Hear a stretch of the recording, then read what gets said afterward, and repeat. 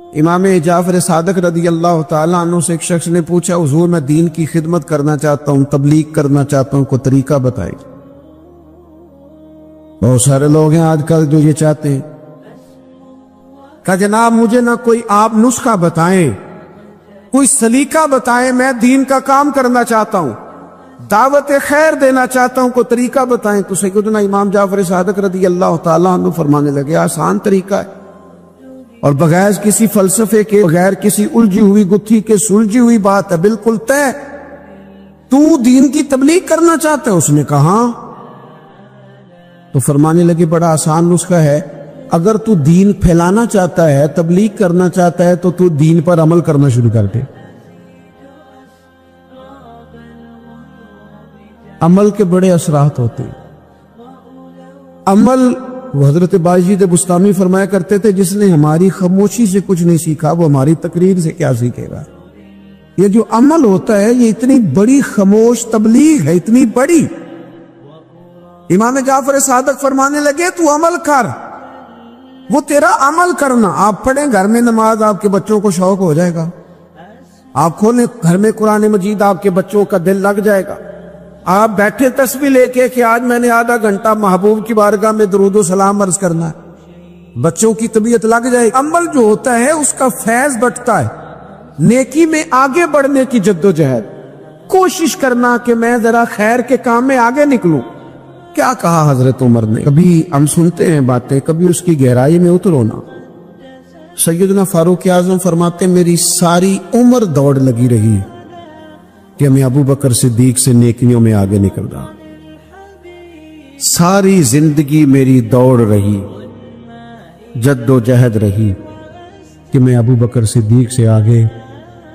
2.5% زکوٰۃ ہے، عمر کہتے ہیں میں 50% لے کے آیا تھا، لیکن میں 50% پہ پہنچا تھا تو ابو بکر 100% پہ پہنچ گئے تھے، وہ سارا ہی لے آئے تھے۔ میری دوڑ رہی، جد یہاں بھی دوڑ ہے، میری عزت کرو، میرے آنے پہ کھڑے ہو جاؤ، معاذ اللہ میرا اکرام کرو، میں فلاں صاحب ہوتا ہوں، قبیلے میں، برادری میں، سوسائٹی میں، سماج میں یہ نام رکھتا ہوں، میں فلاں سیاسی، سماجی، فلاحی، رفائی تعارف رکھتا ہوں، میرا فلاں معاملہ ہے۔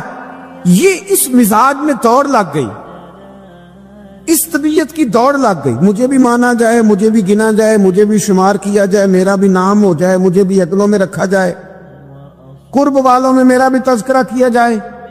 جو دوڑ ہمیں بتائی اور سکھائی گئی تھی اس دوڑ میں ہم شریک کیوں نہیں ہوتے؟ اس میں آگے کیوں نہیں نکلتے؟ وہ جو ہمیں فرمایا گیا تھا کہ تمہیں پتہ چل جائے پہلی صف کا ثواب کتنا ہے تو تم قرآن اندازی کرو۔ تو یہ قرآن اندازی کس دن ہونی ہے؟ یہ والی قرآن اندازی کس دن ہونی ہے؟ لیکن وہ قرآن اندازیاں تو ہو رہی ہیں عمرے کے ٹکٹ کی، اتنے عمرے کے ٹکٹ، اتنے عمرے کے، اچھی بات ہے، اس کی بھی کوئی مخالفت نہیں، لیکن جو کام جس میں آگے بڑھنا تھا، جس میں جد و جہد کرنی، جس میں دوڑنا تھا، اس میں کاوش کرنی تھی، اس میں تو ہم پیچھے ہیں۔ زندگی اتنی تیزی سے گزر رہی ہے، آپ یقین کریں پیچھے پلٹ کے دیکھتے ہیں تو پتہ ہی نہیں چلتا کتنے سال بیت گئے۔ بھی ایسے لگتا ہے کل ہی تو بھی داخل کرایا تھا گھر والوں نے اسکول میں، ابھی اگلے دن کی بات ہے دارالعلوم میں داخل ہوئے تھے اور اتنے سال بیت گئے، اتنا وقت گزر گیا۔ ہم عجیب مزاج کے لوگ ہیں، یہ چاہتے ہیں کہ ہمارے بچے بڑے ہو جائیں، یہ نہیں چاہتے کہ ہم بوڑھے ہو جائیں۔ دیکھیں اگر بچے بڑے ہوں گے تو لازمی نتیجہ ہے کہ ان کے بڑے، لیکن ہم دونوں باتوں میں اپنا مزاج رکھتے ہیں، بچے بھی بڑے چاہیے ہمیں اور ہم خود بھی اپنے آپ کو بوڑھا تسلیم کرنے کو تیار ہے۔ ماشاءاللہ جی میرا بیٹا جوان ہو گیا، تو جناب آپ کیا ہو گئے ہیں؟ اب آپ بھی تو بتائیں نا، آپ کہاں پہنچ گئے؟ وہ کیا دور تھا جب کہتے تھے میرے بیٹے کو میرا جوتا پورا آنے لگا ہے۔ جیسے جیسے بچے بڑے ہوتے تھے والدین کے لہجے میں ٹھہراؤ آتا تھا، ان کی 5 نمازوں کے ساتھ تہجد بھی شروع ہوتی تھی، اشراق اور چاشت بھی شروع ہوتی تھی۔ وہ چاہتے تھے کہ ہمارے بچے ہمیں زیادہ سے زیادہ خیر کرتا دیکھیں، وہ اپنے لفظوں پر، جملوں پر، زبانوں پر، انداز پر کنٹرول کرتے تھے۔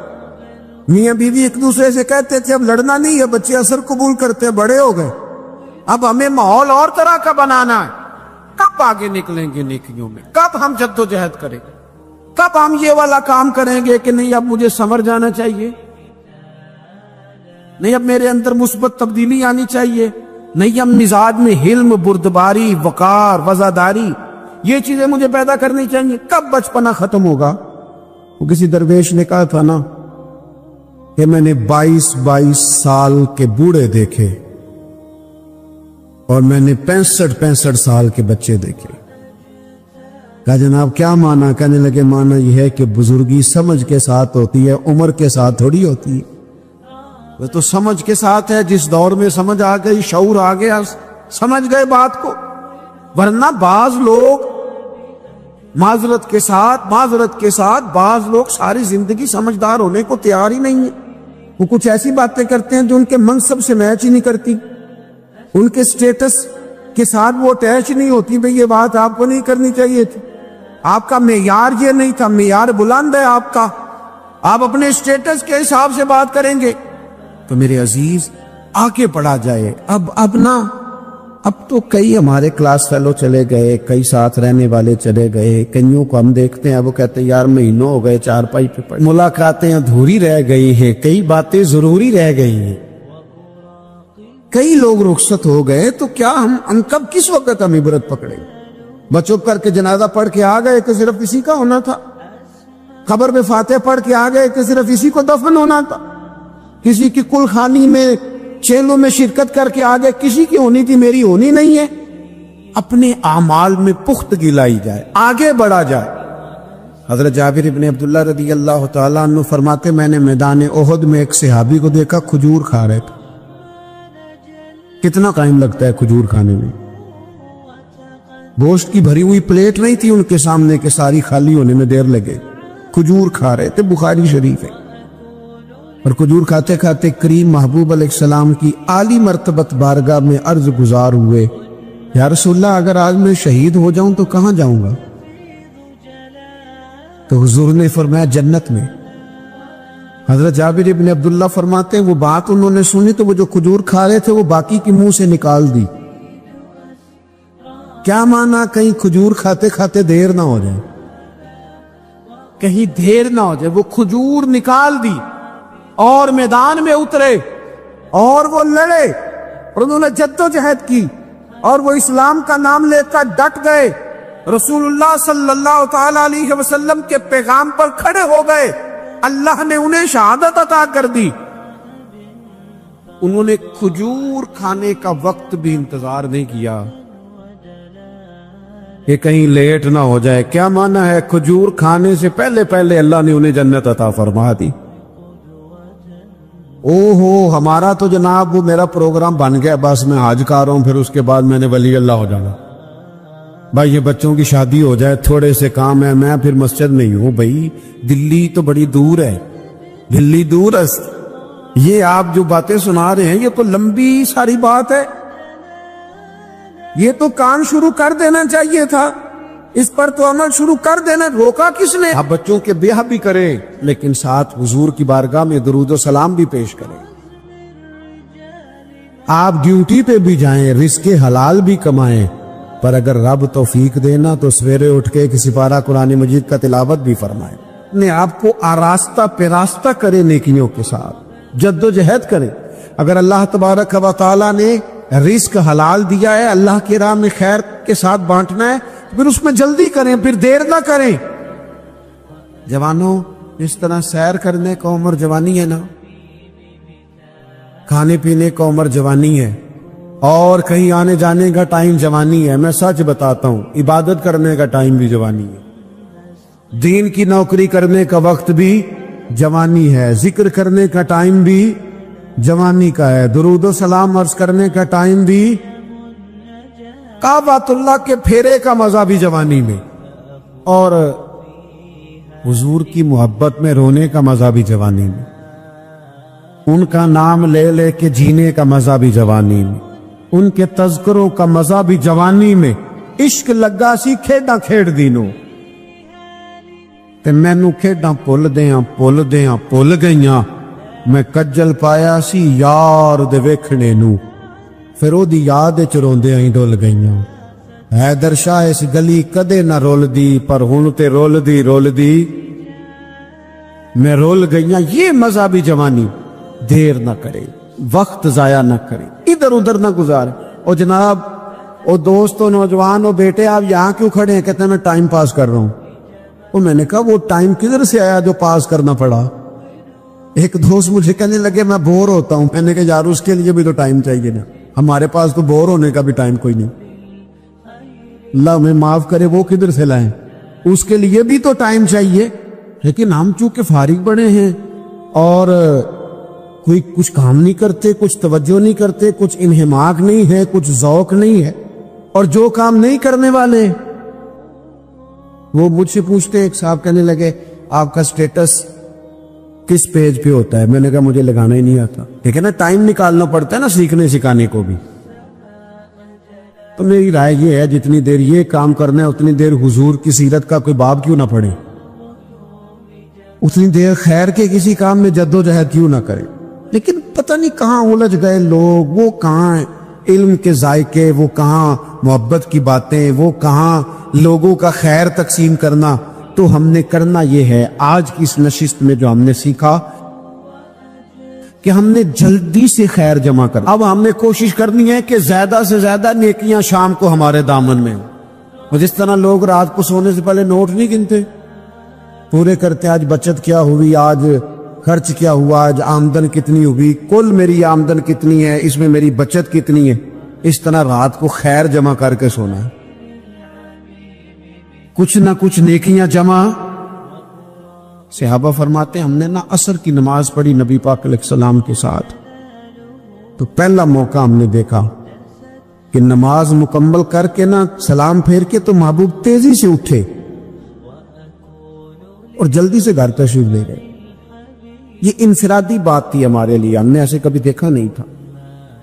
اور تھوڑی ہی دیر کے بعد کریم واپس بھی تشریف لے آئے۔ ذہنوں میں سوال تھے کہ محبوب اتنی تیزی سے، اور کبھی روٹین میں ایسا ہوا نہیں، روز مرہ نہیں یہ معمول۔ جلدی سے سرکار تشریف لے گئے، تشریف لے بھی آئے، تو ذہنوں میں تجسس تھا، سوال تھا کہ ایسا کیوں ہوا؟ تو محبوب تو جانتے ہیں نا غلاموں کے ذہن کی سطح پر کیا ابھرتا ہے، وہ کیا پوچھنا چاہتے ہیں، ان کے نقوش پر کون سی چیزیں ہیں جن کو پڑھا جائے اور ان کے جواب دیے۔ حضور تو جانتے ہیں نا۔ تو کریم محبوب فرمانے لگے تم پوچھنا چاہتے ہو میں کہاں گیا تھا اور کیوں آیا ہوں؟ اتنی تیزی سے کہاں گیا؟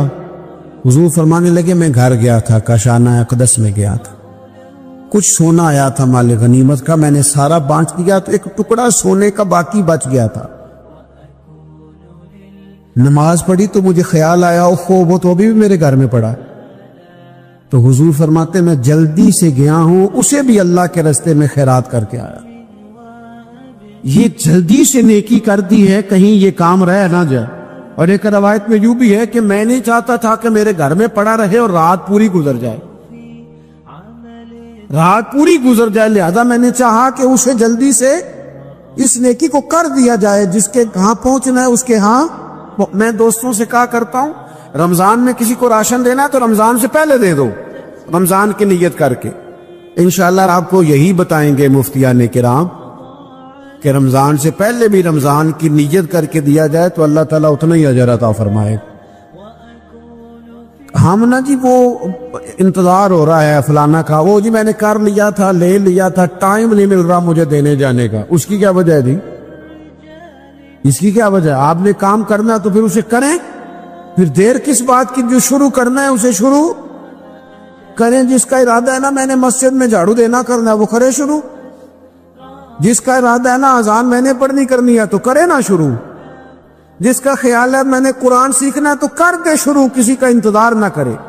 جس کا خیال ہے اب میں نے دین کو سیکھنا ہے شروع کر دے، اور جس کا دل ہے نا محبوب کی سیرت کو پڑھنی ہے وہ دیر نہ کرے، وہ حضور کے تذکرے شروع کرے، وہ تذکرہ پڑھتا جائے گا، رب اس کی روح کو توانائی عطا فرمائے گا۔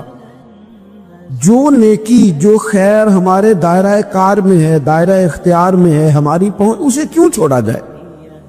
نبی پاک علیہ الصلوۃ والسلام نے فرمایا نیکی کو کبھی حقیر نہ سمجھو، کچھ نہ ہو سکے تو مسلمان بھائی سے مسکرا کے ملاقات کر لینا، اللہ صدقے کا ثواب عطا کر دے گا۔ آپ نے کافی ساری ماشاءاللہ سبحان اللہ کہی ہے، پر یہ مسکرا کے ملنا آج کل مشکل ہو گیا یہ کام بھی، کیونکہ یہ دور ہے ناراض لوگوں کا دور، اس میں ہر کوئی کسی نہ کسی سے ناراض ہے، تو مل تو لیتے ہیں، مسکرا کے نہیں ملتے۔ ملاقاتیں تو ہو جاتی ہیں، لوگ تو ہر روز ایک دوسرے سے ملتے ہیں، پر یہ دل کم ہی کسی سے ملتے ہیں۔ ملتے ہیں لوگ پر ملتے، زندگی میں وہ عجیب لمحہ تھا، وہ میرے ساتھ تھا پر میں تنہا تھا۔ لوگ ملتے ہیں پر ملنے کو تیار۔ حضور نے فرمایا نیکی کو حقیر نہ سمجھو، کچھ نہ ہو سکے تو ذرا مسکرا کے مل لینا۔ کیا معنی ہے کسی سے ملنا؟ تو راضی ہو کے ملنا۔ یہ جو مزاجوں میں گھٹن ہے طبیعت بلا وجہ کی ہے، بعض جگہوں پہ کوئی اس کا کوئی شرعی پس منظر نہیں، کچھ نہیں، بلا وجہ۔ نیکیوں میں ذرا جد و جہد کی جائے، کوشش کی جائے، حصول حسنات میں کوشش کی جائے۔ ہم نہ بڑے سست ہیں، دنیا کے معاملے میں چست ہیں اور خیر کٹھی کرنے میں سست ہیں۔ جلد از جلد آپ دیکھیں ہمارے بزرگوں نے بہت زیادہ کام کیا، بہت زیادہ۔ اس کی وجہ یہ تھی کہ وہ دوسروں کے کام پہ نہیں توجہ دیتے تھے، اپنے کام پہ توجہ دیتے۔ آج کل ہمارا یہ مسئلہ ہے کہ ہم نیکی اس لیے نہیں کر پاتے کہ ہماری اپنے کام پہ توجہ کم ہوتی ہے، دوسرے پہ زیادہ ہوتی ہے۔ نتیجہ کیا نکلتا ہے؟ دوسرے کئی دفعہ آگے نکل جاتے ہیں، اور ہم جو بھی منصوبے بنا رہے ہیں، پروگرام طے کر رہے ہیں، وہ معاملہ پیچھے رہ جاتا ہے۔ تو زندگی میں جلد از جلد خیر جمع کرنے کی کوشش کرنا۔ جلد از جلد امام بخاری کی عمر 62 سال ہوئی ہے، اور قرآن مجید کے بعد وہ صحیح ترین کتاب امت کو دے گئے۔ کو بہت لمبی عمر نہیں، 62 سال عمر مبارک پائی۔ کتنا ہمارے بزرگوں نے کہا، حضرت عمر بن عبدالعزیز کی عمر 39 سال ہوئی، پوری 40 نہیں۔ کتنی خیر بانٹی انہوں نے زمانے میں۔ کام نہیں کرتے، پروگرام نہیں بناتے، ہم خیر نہیں جمع کرتے۔ خیر جمع کرنے کا وقت تو ہے، فٹافٹ کر لی جائے۔ پھر تو اس طرح کا ٹائم آ جاتا ہے کہ انسان زیادہ نماز پڑھنا چاہتا ہے، نفل پڑھنا چاہتا ہے، اس کا وجود ساتھ نہیں دیتا۔ اس طرح کے اوقات آ جاتے ہیں کہ وہ کچھ خیر کرنا چاہتا ہے، پھر اس کے پاس موقع نہیں رہتا۔ وہ لکھنا، پڑھنا، پڑھانا، سمجھانا چاہتا ہے، پھر قواعد اتنے مضبوط نہیں رہتے۔ جد و جہد کی جائے، کوشش کی جائے، جلد از جلد۔ اللہ کے پیارے رسول صلی اللہ تعالی علیہ وسلم نے فرمایا، صحیح بخاری میں حدیث موجود ہے، حضور فرمانے لگے جلد از جلد نیکیاں کر لو اس وقت سے پہلے کہ فتنے رات کے ٹکڑوں کی طرح تمہارے اوپر گریں گے۔ حضور فرمانے لگے وہ ایسا سخت وقت آئے گا کہ بندہ صبح مومن ہوگا تو شام کافر ہو جائے، شام مومن ہوگا تو صبح کافر ہو جائے۔ اور فرمایا لوگ دنیا کے بدلے اپنا دین بیچ ڈالیں گے۔ اس سے پہلے نیکی کر لو، قبل اس کے کہ الجھا دیا جائے، ذہنوں کو پریشان کر دیا جائے۔ کئی جگہ مسائل نہیں بنا دیے گئے، وہ چھوڑو دی یہ تو نفل ہے، چھوڑو دی یہ تو غیر مؤکدہ ہے۔ اعلیٰ حضرت فاضل بریلوی فرماتے ہیں جو نفل چھوڑتا ہے نا، ایک وقت آتا ہے سنت کے ترک کرنا شروع کر دیتا ہے، اور تارک سنت ایک وقت آتا ہے کہ واجبات کو چھوڑتا ہے، چونکہ وہ سیلاب اچانک نہیں آیا کرتے۔ پہلے چھوٹا سا سوراخ ہوتا ہے، دریا کے کنارے چھوٹا سوراخ ہوتا ہے، بند نہ کیا جائے تو بڑا ہو جاتا ہے، پھر اور بڑا ہو جاتا ہے، پھر وہ سیلاب بن جاتا ہے۔ کیا ہوتا ہے کہ جب ہم دیر کرتے ہیں، آپ دیکھ لیں دنیا داری میں لوگ کتنے آگے نکل گئے، کتنے دنیا داری کی جو چیزیں آئیں وہ غالب ہو گئیں۔ میں آپ سے پوچھ رہا ہوں جتنے لوگوں کے پاس موبائل ہیں اتنے لوگ نمازی بھی ہیں؟ موبائل بعد میں آ کے غالب ہو گیا سب پہ، اور نماز آپ یہ ایوریج نکالے نا، جتنے لوگ فیس بک پہ ہیں اتنے لوگ دینی تعلیم کے میدان میں بھی ہیں، پڑھنے پڑھانے کا مزاج بھی رکھتے ہیں۔ جتنی نصیحتیں کرنے میں آج لوگ نکلے ہوئے ہیں، کیا اتنی خیر بھی دنیا میں بٹ رہی؟ جتنی جدید ٹیکنالوجی آ گئی سب ہم نے حاصل کر لی، بری بات نہیں، ٹھیک ہے، اچھی بات، لیکن سوال یہ ہے کہ وہ باتیں جو سالوں سے ہو رہی ہیں اور جو ہمارے دین کے فرائض میں شامل ہے ان پر عمل کب ہوگا؟ اور یہ بہت سارے لوگ ہیں نا دعوت دیتے ہیں کہ آپ تشریف لائیں، اس جگہ پہ آ کے کچھ بات کریں، تو میں دوستوں سے کہتا ہوں تقریریں تو اب بڑی سن لی لوگوں نے، تو زمانہ ہو گیا تقریریں کرتے سنتے، سوال تو یہ ہے کہ جو سنا ہے اس پر عمل کس دن کرنا ہے؟ وہ پہلا قدم جو عمل کا ہے وہ کس دن اٹھانا ہے؟ یہ کوئی گورکھ دھندا تو نہیں ہے نا کہ نشستن گفتن برخاستن۔ دیکھیں نا قرآن مجید کی آیات نازل ہوتی تھی، صحابہ دوڑ پڑتے تھے عمل کرنے کے لیے، لن تنالوا البر حتی تنفقوا مما تحبون، تم بھلائی کو نہیں پہنچو گے جب تک اپنی پیاری چیز خرچ نہ کرو۔ تو یہ آیت ہم نے بھی سنی ہوئی ہے، میں آپ سے ہاتھ نہیں اٹھواتا، آپ خود اپنے آپ سے پوچھیں، میں اپنے آپ سے پوچھتا ہوں کب پیاری چیز لا کے خرچ کی ہم نے اللہ کے راستے میں؟ لیکن جب نازل ہوئی تھی تو عبداللہ ابن عمر کو گھوڑا پیارا تھا، انہوں نے فوراً لا کے پیش کر دیا تھا۔ حضرت ابو طلحہ انصاری کو باغ پیارا تھا، انہوں نے فوراً لا کے حضور کی بارگاہ میں پیش کر دیا تھا۔ ہم کب یہ کام کریں کہ ہم سن رہے ہیں، ہمیں آتی ہے، ہم آگے بڑھا رہے ہیں، لیکن جلدی سے صحابہ کا یہ مزاج تھا کہ جیسے ہی ان تک خیر پہنچی انہوں نے عمل کر کے دکھایا، جیسے نصیحت ملی اس نصیحت پر وہ عامل ہو گئے۔